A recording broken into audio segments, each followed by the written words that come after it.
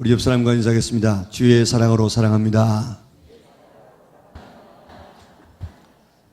오늘로 예배드리는 모든 성도들을 위해 하나님께서 복 주시고 지켜주시고 은혜와 평강 주시기를 주님의 이름으로 축원합니다. 지금은 세상을 떠났습니다마는 그 집사님 집에 신방을 가면 늘 듣던 이야기를 계속 했습니다.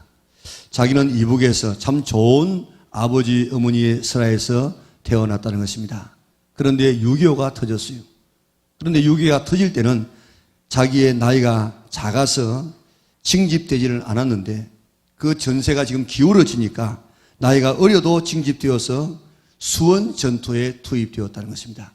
거기서 포로가 되어졌어요.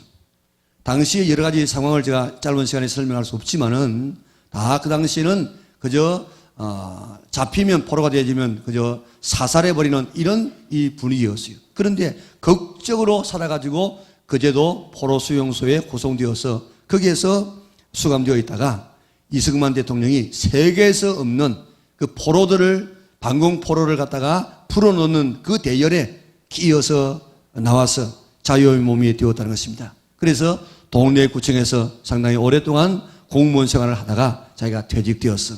그렇게 가면 그 이야기에 처음부터 가면 그 이야기를 했습니다. 왜냐하면 그 사건은 자기 생애에 있어서 가장 큰 사건, 잊을 수 없는 사건이었기 때문에 만나는 사람마다 그저 귀에만 있으면 그 이야기를 하더라고요. 사도 바울의 생애 가운데서도 가장 큰 사건은 다메섹으로 가다가 예수님 만났어. 구원받고 하나님의 자녀가 되어지고 사도가 되어진 것. 이거는 자기의 생애 가장 큰 사건이었습니다. 그래서 바울은 자기의 그 회심에 관한 이야기가 사도행전 9장에 나와 있는데 22장에도 이스라엘 백성들을 모아놓고 그렇게 자기 회심 이야기를 하지요. 26장에도 아그리파 왕 앞에서 자기가 어떻게 해서 그리스도인이 되어진가를 설명하게 되었습니다. 그뿐 아니라 갈라디아서 1장에서 빌립보 3장에서 오늘 우리가 읽었던 이 디모데 1장 12절 이하에서 내가 어떻게 예수님을 믿게 되어졌는가 자기 자신을 소개하고 있습니다.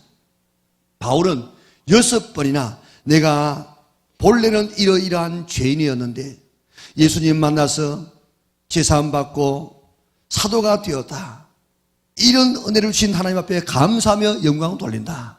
나의 나된 것은 전적으로 하나님의 은혜다. 그렇게 하나님을 찬송하고 있습니다.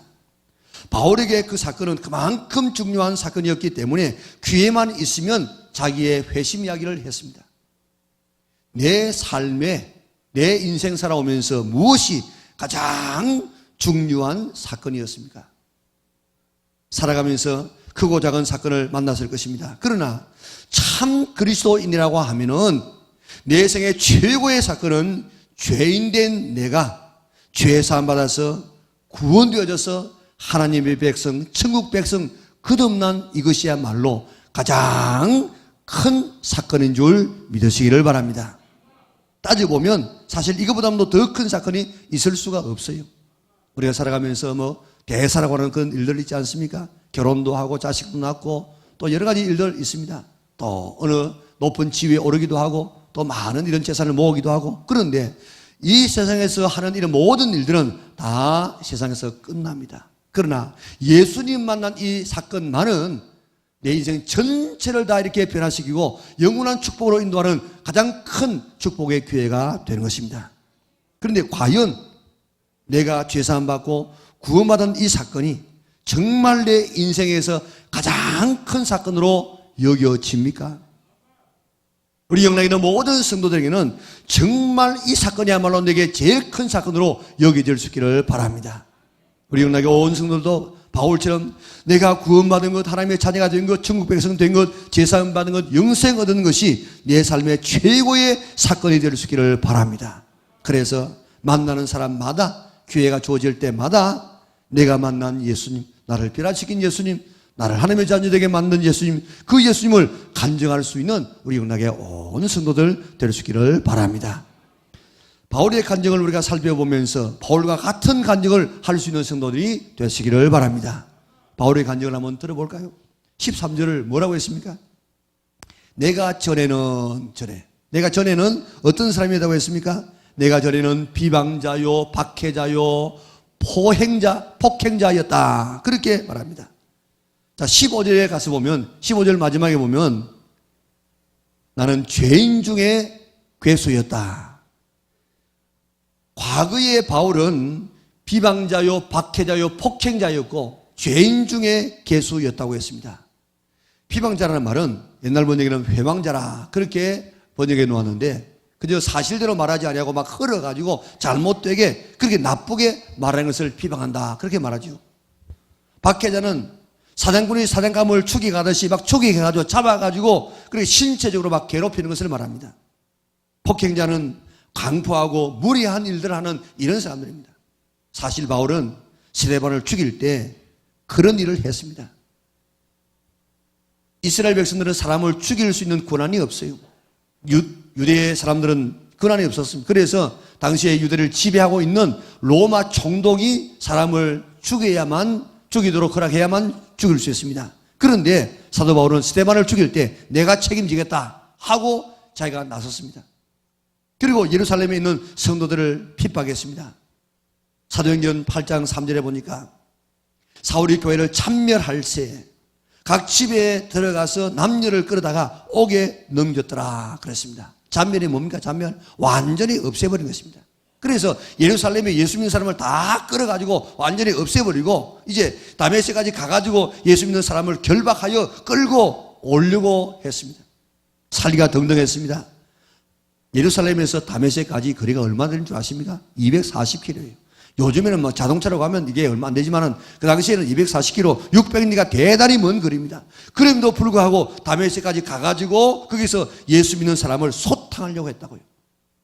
뒤에 바울이 예수님을 만나고 보니까 자기의 죄가 얼마나 큰지를 알게 되었습니다.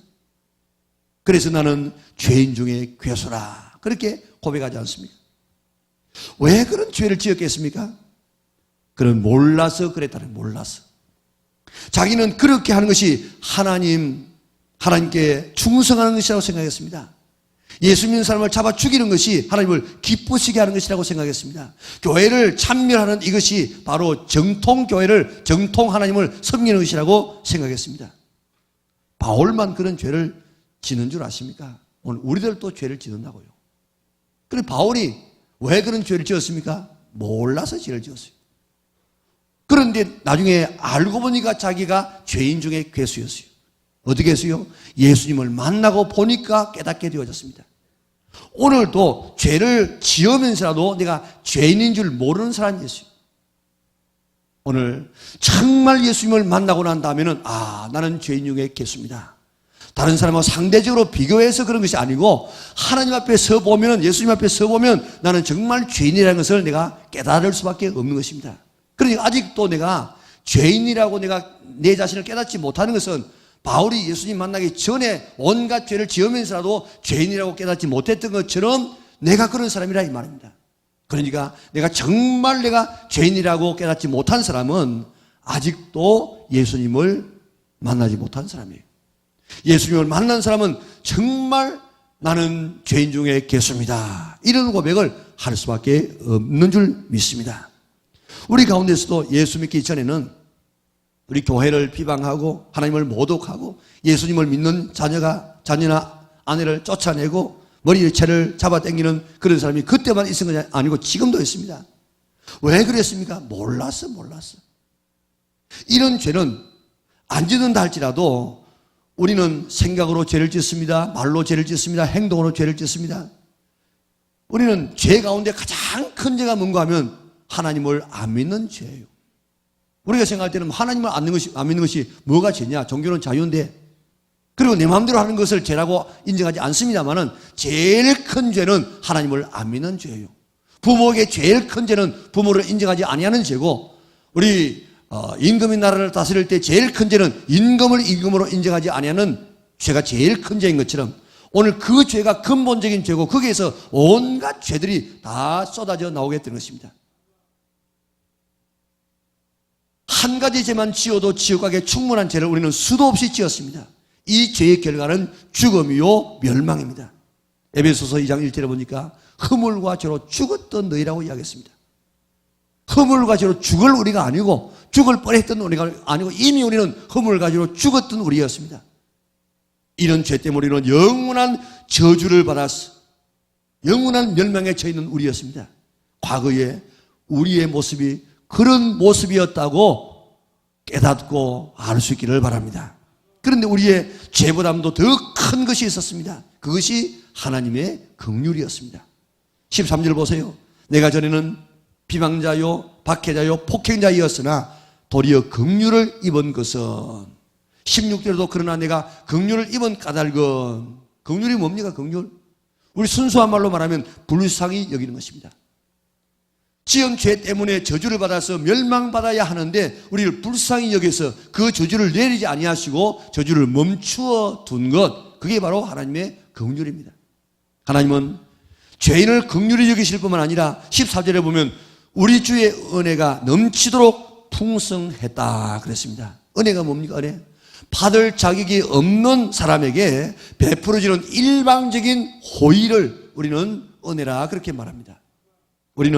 우리가 지은 죄로 저주를 받아야 마땅한 사람입니다. 그러나 주님은 우리를 불쌍히 여기셔서 우리의 저주를 다 제거하시고 하나님의 사랑과 구원을 일방적으로 베풀어 주어서 하나님의 자녀가 되었습니다. 천국 백성이 되어졌습니다. 이게 하나님의 은혜인 것입니다.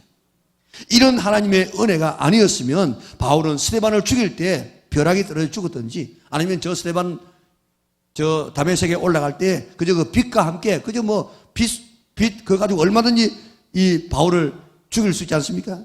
다 그렇게 죽어야 할 사람이에요. 그러나 우리의 죄보다도 하나님의 긍휼이 더 큽니다. 하나님의 은혜가 더 풍성했습니다. 하나님의 은혜는 우리의 과거의 모든 죄를 다 덮을 수 있을 만큼 풍성했습니다. 하나님은 죄인을 구원하시기 위해서 이 땅에 오신 예수님을 영접하고 나를 대신해서 십자가에서 죽으신 예수님을 믿기만 하면 과거의 어떤 죄도 다 용서하시고 과거를 묻지 않습니다. 성경은 기억도 하지 않는다고 이야기했습니다. 깊은 바다에 던져버린다고 이야기했습니다. 도말해버린다고 이야기했습니다. 도말이 뭔 줄 아십니까?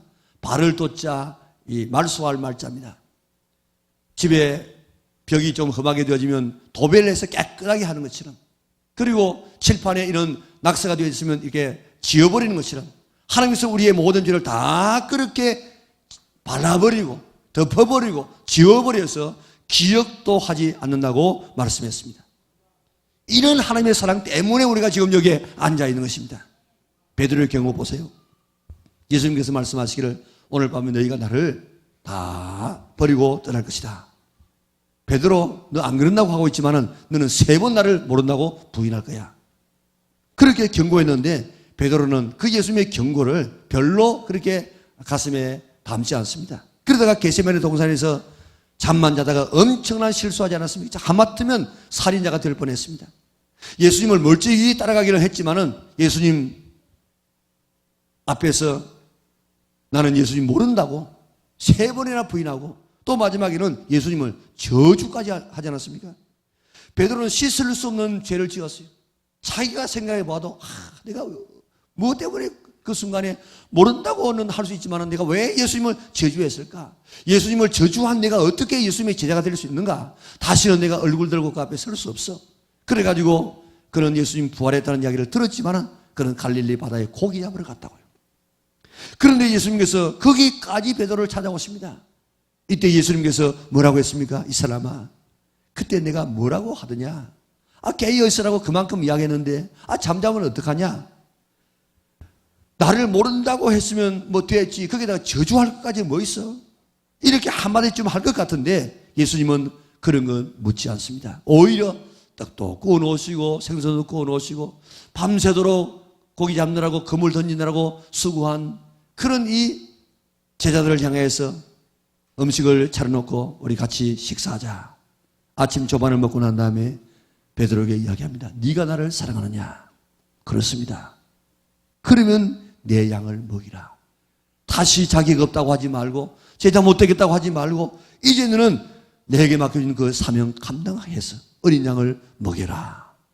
예수님께서 제자의 그 위치로 세워 놓아 주었습니다. 이게 은혜입니다. 이게 우리에게도 우리의 죄를 묻지도 따지지 아니하시고 그저 믿기만 하면 그저 우리를 용서해 주시고 하나님의 자녀 삼아 주시고 우리에게 은혜를 주십니다. 예수님은 바울에게도 왜 그런 죄를 지었느냐 묻지 않습니다. 우리가 과거에 교회를 욕하고 하나님을 저주하고 예수 믿는 사람을 핍박했다고 할지라도, 혹시 예수 믿는 가족을 핍박하고 이혼하자고 했다고 할지라도, 자식을 집에서 쫓아내버렸다고 할지라도 예수님 믿기만 하면, 회개하기만 하면 왜 그랬느냐 묻지 아니하시고 우리 모든 죄를 다 사하여 주십니다. 설령 과거에 사람을 죽였다고 할지라도, 한 사람의 세계를 망쳐놓았다고 할지라도 정말 회개하고 돌아오면 하나님은 우리의 과거를 묻지 않습니다. 과거에 가늠하고 불륜의 관계를 가졌고 난잡하게 살았다고 할지라도 정말 회개하고 과거를 청산하고 돌아오면 과거를 묻지 아니하고 우리를 용서해 주십니다. 과거에 거짓말하고 탐욕하고 남의 물건을 손에 끼치고 부정으로 모든 이런 일들을 저질렀다고 할지라도 정말 뉘우치고 내가 할 수 있는 범위 내에서 배상하고 돌아오면 하나님은 과거를 묻지 않습니다. 하나님의 은혜는 우리의 죄보다도 더 큽니다. 우리의 하나님의 은혜는 인류의 모든 죄를 다 씻을 수 있고 인류의 모든 죄를 다 덮을 수 있는 능력이 하나님 안에 있습니다. 우리는 그 은혜로 죄사함을 받고 하나님의 자녀가 되었습니다. 천국 백성이 되어졌습니다.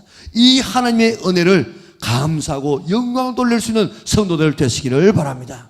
내가 나 된 것은 하나님의 은혜입니다 하고 하나님 앞에 감사할 수 있는 성도들 될 수 있기를 바랍니다. 이것이 우리의 신앙의 원동력이에요. 이 신앙의 원동력이 계속 뜨거워지는 사람은 이 세상 살아갈 때 우리가 감격의 삶을 살아갈 수 있습니다. 세상이 힘들어도 우리가 능력 있는 삶을 살아갈 수가 있습니다. 뿐만 아니라 16절 보세요. 예수 그리스도께서 내게 먼저 일체 오래 참으심을 보였다 그랬습니다. 죄 짓는 대로 징계하면 살아남을 사람이 아무도 없을 것입니다. 죄 지어도 회개하고 돌아오기만 하면 하나님은 기다려 주십니다. 이때 어떤 사람은 1년, 어떤 사람은 10년, 어떤 사람은 50년이 지나도 그저 하나님께서는 그때까지, 돌아올 때까지 기다리고 또 기다리고 돌아올 수 있는 여러 가지 환경을 마련하십니다. 오늘 우리 이후 예배 때는 15년 만에 한 분이 돌아왔더라고요. 저한테 세례받았다 하더라고요. 그래서 제가 참 눈물 흘리면서 그분을 이렇게 기도하고 맞아주었습니다. 오늘 하나님은 이렇게 기다리십니다. 학교에도 오래 안다면 퇴학당합니다. 어느 단체에도 오래 자기의 의무를 다하지 아니하면 그래서 제명해 버립니다. 그러나 우리 하나님은 돌아올 때까지 기다리고 또 기다리십니다. 우리가 신앙생활 하다가 때로 실족해서 넘어져서 세상으로 나갑니다. 예수 안 믿겠다고 그래서 손 들어버리고 그저 예수님 손 놔버리고 우리는 갈 때도 있습니다. 하나님은 그때 우리와의 관계를 끊어버리지 않습니다. 줄을 끊어버리지 않습니다. 마치 연줄을 풀어주듯이 풀어주다가 때가 되어지면 감아들여서 하나님의 품 안으로 오늘 이 장소로 인도하십니다. 때로는 평안을 뜻도 우리를 인도하시지만 때로는 고난을 통해서, 때로는 질병을 통해서, 때로는 실패를 통해서, 때로는 어려움을 통해서라도 우리를 감아들여서 하나님의 품 안에 인도하십니다. 그것이 하나님의 은혜입니다. 그렇게 해서라도 우리를 감아들여 사람의 자녀로 삼아야 이게 축복이지 그들을 버려두는 것은 그건 저주가 되는 것입니다. 이 하나님의 무한하신 긍휼과 은혜 때문에 우리가 여기에 앉아있는 줄 믿으시기를 바랍니다. 그런데 여기서 끝나지 아니하고 12절을 보세요. 나를 능하게 하신 그리스도 예수 우리 주께 내가 감사하면 나를 충성되게 여겨 내게 직분을 맡기심이라고 이야기했습니다. 바울은 주께서 자기를 충성되게 여겨서 직분을 맡겨주셨다고 감격하고 있습니다. 무슨 직분입니까? 사도 직분입니다. 사도직이 뭐 하는 직분입니까? 복음을 맡아서 복음을 전하는 직분입니다. 이 세상에서 가장 귀한 것이 복음입니다. 복음이 뭡니까? 아담 안에서 잃어버리던 모든 축복을 다 회복할 수 있다. 아담 안에서 뭘 잃어버렸습니까? 하나님의 자녀됨, 우리의 생명, 우리의 이 풍요 모든 것을 다 지금 잃어버렸는데 오늘 아담 안에서 잃어버리던 이 축복을 예수님 한 분 안에서 다 찾을 수 있다. 이게 기본 소식입니다. 죽은 자에게 여기 살 길이 있다. 이거보다도 더 복된 소식이 어디 있겠습니까? 복음은 하나님의 지혜 중에 지혜요, 능력 중에 능력이요. 복음은 하나님의 계획 중에 계획이요. 복음 중심의 그리스도가 계십니다. 복음이 들어가는 곳에 어둠이 물러갑니다. 복음이 들어가는 곳에 죽을 자가 살게 되어집니다. 복음이 들어가는 곳에 사탄에 매이던 자가 하나님의 자녀가 되어집니다. 복음이 들어가는 곳에 지옥 갈 사람이 천국 백성이 되어집니다. 이렇게 소중한 것이 복음입니다. 복음 안에 다 있습니다. 요즘에 복음이면 충분합니다는 그런 책이 나왔더라고요. 그렇습니다. 복음이면 충분해요. 그 안에 모든 것이 다 들어있습니다. 여러분에게 아주 귀중한 소중한 것이 있다고 합시다. 누구에게 그것을 맡기겠습니까? 내가 믿을 수 있는 자에게 맡길 것입니다. 그런데 하나님은 그렇게 귀중하고 소중한 복음을 바울에게 맡기셨고 오늘 우리에게 맡겨주셨다는 것입니다. 하나님이 우리를 믿어주신다는 것입니다. 인정해 주신다는 것입니다. 그래서 바울은 고백합니다. 나의 나 된 것은 하나님의 은혜로라. 오늘도 하나님은 우리에게 복음을 주셨습니다. 그리고 복음을 맡겨주었습니다. 왜요? 우리를 신임하셨어. 우리 인정하셨어. 우리를 충성되게 여기셨어. 우리에게 이 복음을 맡겨주신 것에 대한 감격을 가질 수 있기를 바랍니다. 그런데 왜 용서받을 수 없는 바울에게 긍휼을 베풀어 주시고 은혜를 베풀어 주시고 또한 그에게 귀한 사도직을 허락하여 주었습니까? 16절을 보면요. 그러나 내가 긍휼을 입은 까닭은 예수 그리스도께서 내게 먼저 일체 오래 참으심을 보이사 후에 주를 믿어 영생 얻는 자들에게 본이 되게 하려 하십니다. 왜 바울을 용서해 주시고 왜 바울을 구원해 주시고 왜 바울에게 직분을 주었습니까? 하나님은 바울같이 비방하고 박해하고 폭행하는 이런 용서받을 수 없는 사람도 용서해 주신다. 하나님은 바울같이 교회를 참멸하는 이런 자에게도 회개하고 돌아오면 은혜 주신다. 하나님은 바울같이 이렇게 살인자도 용서해 주시고 직분을 맡겨 주시고 하나님은 바울같이 용서받을 수 없는 자도 구원해 주시는 그런 하나님이라는 사실을, 그런 하나님의 은혜가 풍성하다는 사실을, 용서받을 수 없는 사람까지라도 용서해 주신다는 사실을 본보기로 보여주셨다는 것입니다. 바울은 교회를 박해하고 성도를 괴롭혔습니다. 사람을 죽였습니다. 사람들을 핍박했습니다. 용서받을 수 없는 그런 죄인이었지만 하나님께서 용서해 주었습니다. 그런 바울도 하나님은 용서해 주었으니 우리도 용서해 주실 것이고 또 어떤 사람이라도 다 용서해 줄 것이라는 사실을 본보기로 보여주었다는 것입니다. 바울을 용서하신 하나님은 우리가 어떤 죄를 지었다고 할지라도 주님 앞에 나오기만 하면 용서해 주시고 은혜 베풀어 주시고 직분 주신다는 사실을 믿으시기를 바랍니다. 그러므로 나는 죄가 많아서 나는 예수님 못 믿겠다. 나는 죄가 많아서 직분 못 받겠다. 그런 말은 할 수 없다는 것입니다. 하나님이 용서 못할 죄는 하나도 없다는 사실을 기억할 수 있기를 바랍니다. 뿐만 아니라 하나님을 찬송하게 하시려고 이 바울을 용서하시고 우리를 용서하신답니다. 17절을 보세요. 영원하신 왕 곧 썩지 아니하고 보이지 아니하고 홀로 하나이신 하나님께 존귀와 영광이 영원 무궁하도록 있을지어다. 이렇게 영광 돌리고 이렇게 찬송하기 위해서 바울을 사랑하시고 긍휼히 여기시고 은혜를 베풀어 주시다는 것입니다. 그러므로 이 은혜를 받은 사람들은 이런 찬송을 하지 않을 수 없어요. 하나님의 은혜로 이 쓸데없는 자 왜 구속하여 주는지 난 알 수 없습니다 하는 찬송을 받으시기 위해서, 나의 나 된 것은 하나님의 은혜입니다, 이 찬송을 받으시기 위해서 하나님께서는 우리에게 긍휼과 은혜를 베풀어 주시는 줄 믿으시기를 바랍니다. 용서해 주시고 하나님의 자녀 삼아 주시고 영생 주시고 직분 맡겨 주심에 대해서 너무너무 감사해서 나의 나 된 것은 하나님의 은혜입니다. 주 예수님보다 더 귀한 분은 없습니다. 내게 맡긴 사명 감당하기 위해서 나의 생명을 조금도 귀한 것으로 여기지 않습니다. 이런 감격과 감사가 늘 가슴속에서 용솟음 칠 수 있는 성도들 되시기를 바랍니다. 바울뿐만 아니고 이런 감격에 살아갔던 한 분이 있습니다. 나 같은 죄인 살리신 305장을 작곡한 존 뉴턴 목사님입니다. 그런 7살에 어머니가 세상을 떠나고 12살 때 아버지를 따라서, 아버지가 선장이었는데 아버지를 따라서 뱃사람이 되어집니다. 그는 배를 타고 다니면서 가는 곳곳마다 방탕하고 부도덕한 삶을 살았습니다. 자기도 이래서 안 되겠다 그렇게 생각하고 내가 군대 가면 좀 고쳐지겠지, 그래서 해군에 입대합니다. 그는 거기에서 그 규칙적인 생활에 견디지를 못하고 탈영합니다. 그리고 또 체포되어집니다. 그래서 영창에 갇힙니다. 그의 그 삐뚤어진 생각과 그 짧을 수 없는 행동으로 너무너무 사고를 많이 쳤기 때문에 함장은 아프리카 노예선에 그를 팔아버립니다. 뉴턴은 노예선의 선장 아래서 혹독한 학대와 멸시를 받습니다. 그러다가 아버지 친구의 도움으로 겨우 노예선에서 이제 풀려나옵니다. 탈출에 성공한 그는 얼마 후에 그 노예선에서 얼마나 인간 이하의 대접을 받게 되어지고 노예들이 얼마나 비참하게 살게 되어지고 그 죄가 얼마나 크다는 사실을 알면서도 그 뒤에 자기 자신이 노예선의 선장이 됩니다. 그래서 노예를 매매하는 일에 앞장을 씁니다. 저는 사람을 물건 취급하듯이 무자비하게 노예들을 막 다루었습니다. 그러다가 어느 날 배가 파손되어집니다. 죽음 직전에 하나님의 존재와 두려움을 깨닫고 예수님을 의지하기 시작합니다.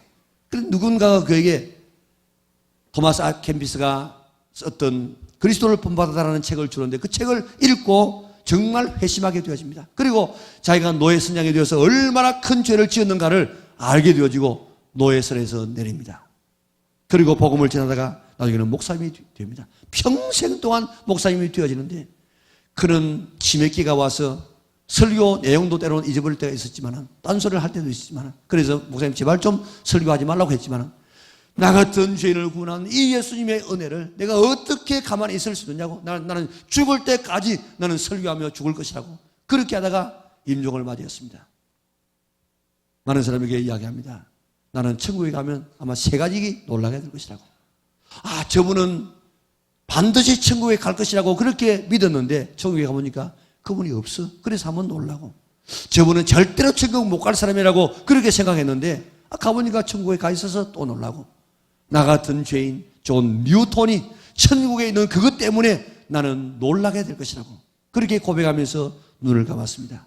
그의 묘비에는 이렇게 써 있습니다. 한때 이교도였고 방탕하였고 아프리카 노예 선장이었던 존 뉴턴은 우리 주 예수 그리스도의 풍성하신 은혜로 되살았고 소생케 되었으며 그가 없애버리려고 애쓰던 그 복음을 위해 전파자의 사명을 받아 16년간 버킹엄에서 27년간 올리교에서 사역을 했다. 그는 82세 세상을 떠났는데 54살 때 너무 자기를 불러주신 하나님의 은혜가 너무너무 감사하고 자기의 죄를 사해 주신 그 은혜가 너무너무 감사해서 나 같은 죄인 살리신 찬송가를 작사했습니다. 그리고 지금까지 많은 사람들이 우리나라에서도 가장 좋아하는 찬송이 뭐냐? 설문조사해 보면 나 같은 죄인 살리신 이 찬송이 제일 먼저 오르게 되어집니다. 이 찬송은 뉴턴의 고백뿐만 아니고 바울의 고백이요 우리의 고백입니다. 우리 모두 과거의 지은 죄 때문에 영원한 저주 아래 있었지만 하나님의 긍휼과 은혜로 우리의 모든 죄가 허물이 다 사해졌을 뿐만 아니라 하나님의 자녀 삼아주시고 우리를 천국 백성 삼아주시고 가장 귀한 복음 가지고 우리에게 맡겨주셨습니다. 왜요? 우리를 사랑하실 뿐만 아니라 오늘 우리를 구원해 주실 뿐만 아니라 오늘 이런 자까지라도 구원해 주신다는 본보기로 삼아서 많은 죄인들에게 용기를 주고 하나님을 찬송케 하려고 우리를 불러주었습니다. 바울은 본문을 통해서 하나님은 도저히 용서받을 수 없는 사람을 용서해 주시고 긍휼 베풀어 주시고 은혜 베풀어 주시고 결국에는 우리에게 사명까지 맡겨주신 이런 하나님, 그런 하나님임을 우리에게 보여주고 그런 하나님을 찬송하며 나 같은 죄인, 나의 나된 것은 하나님의 은혜로 되었다고 하나님을 찬송하고 있는 것입니다. 하나님은 나 같은 죄인도 이렇게 구원해 주셨다고 간증할 수 있는 우리 영락의 온 성도들 될 수 있기를 바랍니다. 구원받는 사건이 내 생에 가장 큰 사건이었다고 만나는 사람마다 기회 있을 때마다 간증할 수 있는 성도들 되시기를 바랍니다. 그래서 평생 감사와 감격 속에서 살아갈 수 있는 성도들 되시기 바랍니다.